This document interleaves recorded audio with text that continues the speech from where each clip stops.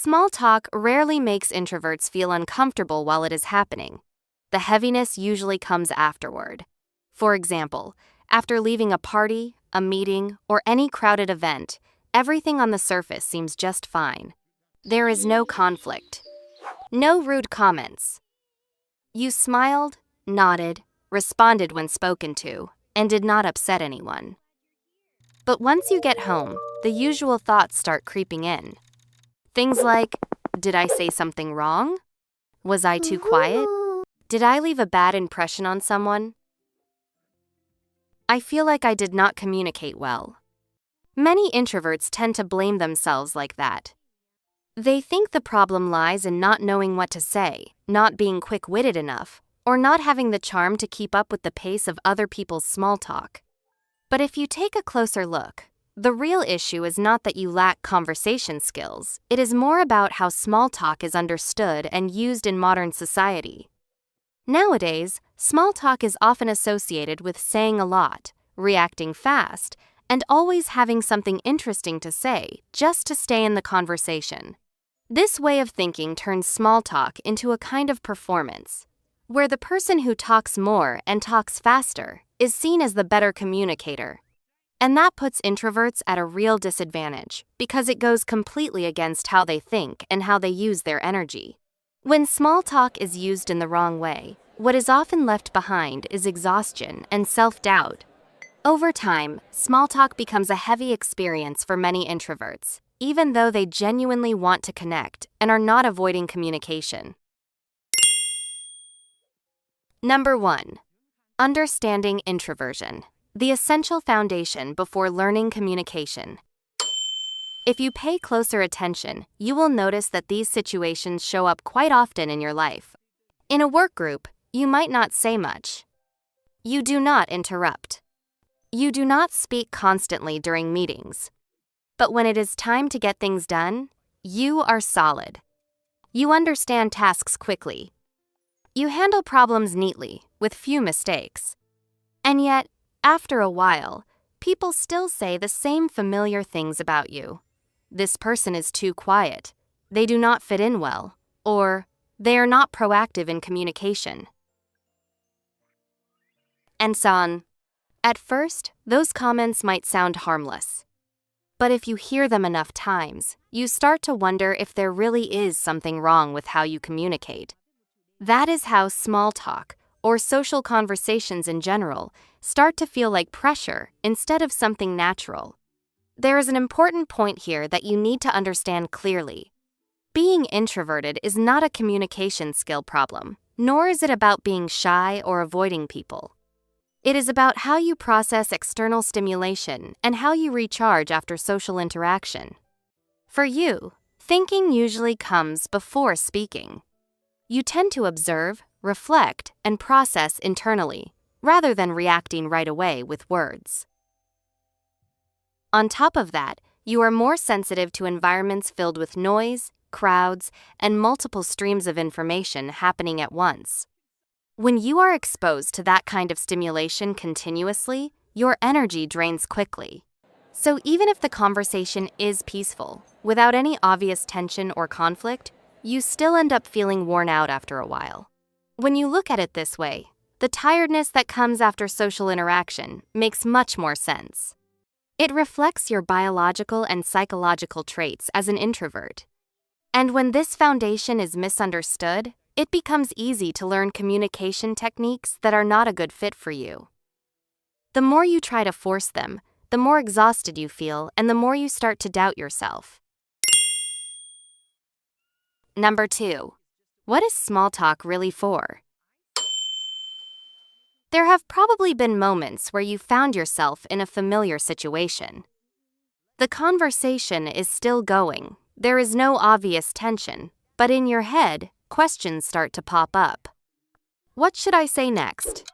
Do I need to keep talking so it is not too quiet? Am I slowing the conversation down? That is the moment when small talk starts turning into pressure. The conversation becomes heavy when you carry the wrong expectations about what it is supposed to do. You go into small talk thinking it is a space to show off your communication skills, to speak well, speak fast, speak interestingly. And once that mindset kicks in, small talk easily turns into a tense exchange, where every turn of speaking feels like a test. But if you take a step back and look more carefully, you will see that small talk was never meant to be about exchanging information. It is not a competition to see who is more eloquent. The true role of small talk is much simpler. It is there to create a sense of initial social safety, a feeling that you and the other person are in a light and safe space, where interaction can continue without anyone having to be on guard. Because the goal of small talk is to build that feeling of safety, it does not have to be deep. It does not have to be clever. And it does not need to last long. Sometimes, a small comment or a simple observation is enough to make the other person feel seen and respected. Once that happens, the conversation naturally feels more comfortable. There is a key difference here. One type of small talk feels like an interview.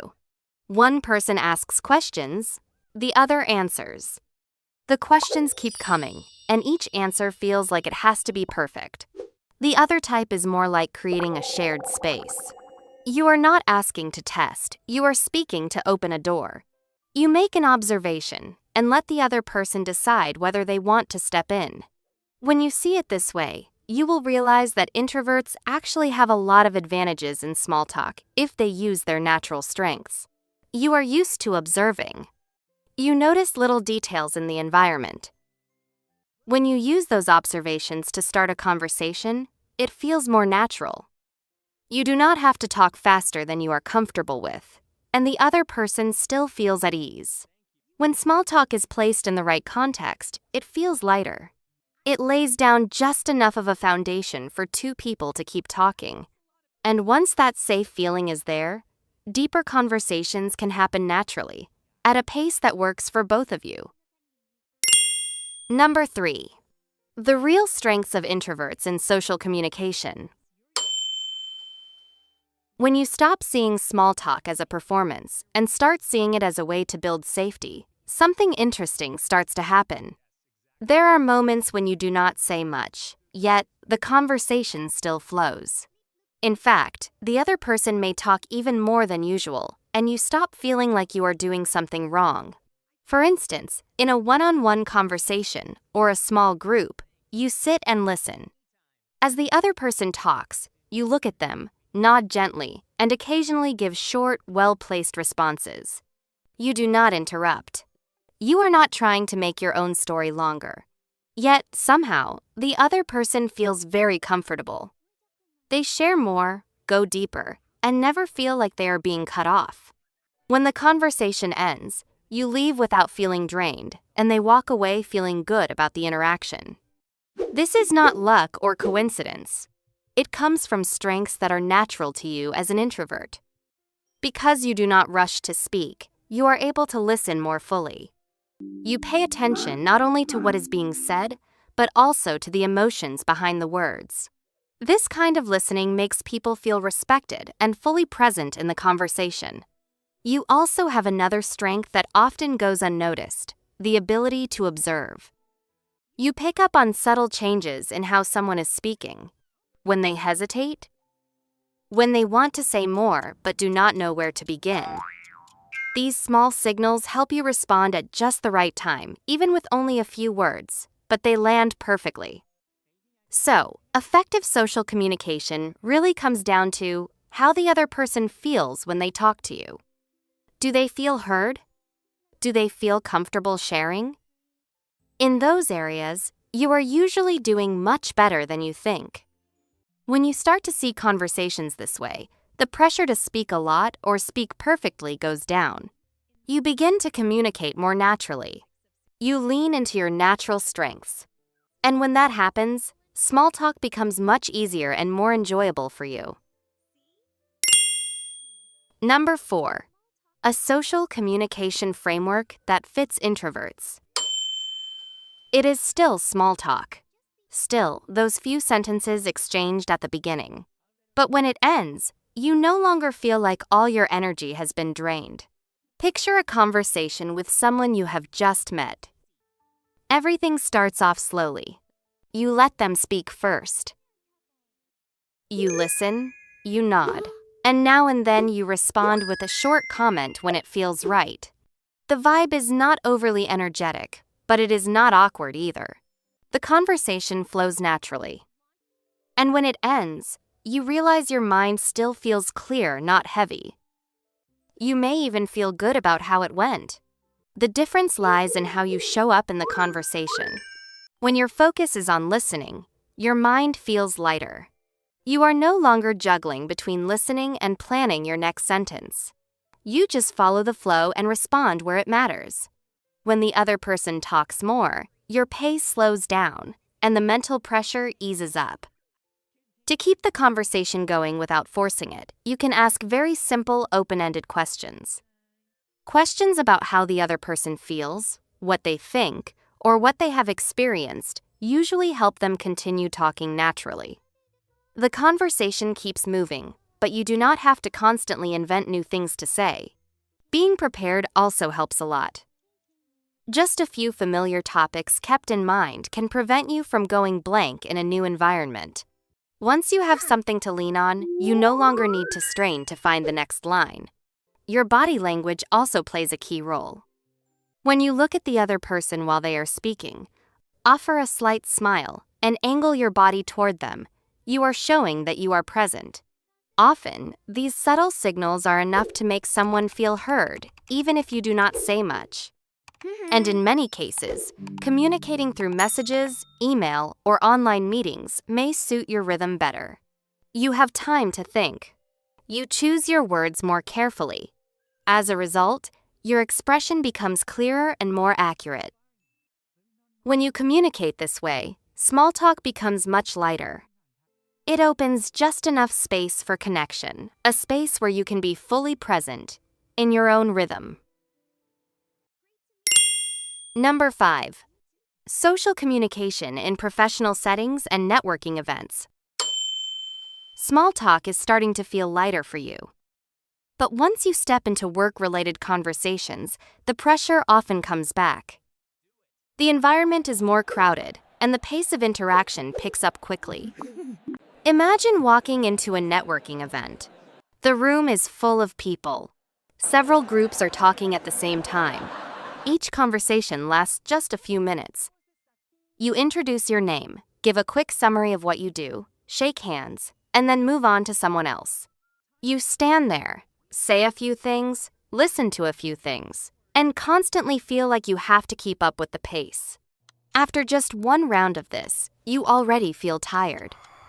By the time you leave, you remember having met quite a few people, but it is hard to recall the details of each conversation. What lingers is the feeling that you tried really hard, but you are not sure if any of those connections truly stuck. In gatherings like these, the biggest source of pressure often comes from how you approach the event. When you try to talk to too many people in a short amount of time, your energy drains fast. Every new interaction requires you to reintroduce yourself, adjust your tone, and sync up all over again. In that kind of setting, being selective becomes important. You only need to stay in one or two conversations long enough to really listen and understand the other person. When the interaction is given just a bit more time, it naturally goes deeper, and you no longer have to keep restarting from scratch. In those conversations, listening gives you a huge advantage. When you focus on the other person's story, you are no longer stuck wondering what to say next. You can ask a few simple questions to better understand their work or interests, and the conversation flows on its own. When you approach networking with curiosity and goodwill, the pressure of self-presentation fades. You become more present in each individual conversation. And this usually makes you easier to talk to and easier to remember. After events like these, you may not walk away with a large number of new contacts, but the connections you do make tend to be more meaningful and more likely to last. Most importantly, you leave with enough energy left for the days ahead. Number 6. Energy management, a must for sustainable communication.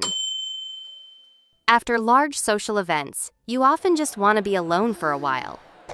You are no longer in the mood to talk or engage. You look for a quiet space where your mind can slow down. That pause helps you regain your rhythm and feel more at ease. During conversations, you are constantly absorbing sound, information, and emotions from the environment. Your brain is processing everything at once: words, facial expressions, and the overall atmosphere. When this kind of stimulation goes on for too long, your nervous system needs time to slow down and reset. That alone time is when this process happens. When you are no longer reacting or syncing up with someone else, your energy slowly begins to recover. Your heart rate slows. Your body relaxes. Your mind becomes less tense. This is your natural way of staying balanced and avoiding burnout. If you skip this recovery time and keep pushing yourself into more interactions, the tiredness builds up. Eventually, it can turn into frustration or full-on exhaustion. So allowing yourself to be alone after socializing is what helps you stay stable in the long run. Once you understand this, taking a break becomes an act of self-care. It allows you to show up in future conversations with more clarity and presence. You have more energy to listen, to respond, and to engage in a meaningful way. When you look at it this way, energy management and communication go hand in hand. It forms the foundation for long-term connection, one that fits your natural pace. At the end of the day, being introverted and not very talkative is just part of how you operate. If, at this point, you feel comfortable with your current rhythm and communication style, you can absolutely keep going just the way you are.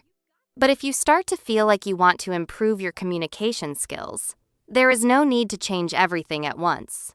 You can begin with very small steps. Go out a bit more. Join one extra short conversation. Allow yourself to try, observe how you feel, and adjust slowly. Communication is a skill you can develop over time. You do not have to speak more than who you really are. You just need to find a way of communicating that fits your energy and your lifestyle. When you stay patient with that process, confidence and ease will come naturally. And before we wrap up, if you have anything you would like to share or ask, feel free to leave it in the comments section below. We will try to explore and answer your questions in future videos. Thank you so much for watching until the end. See you in the next video.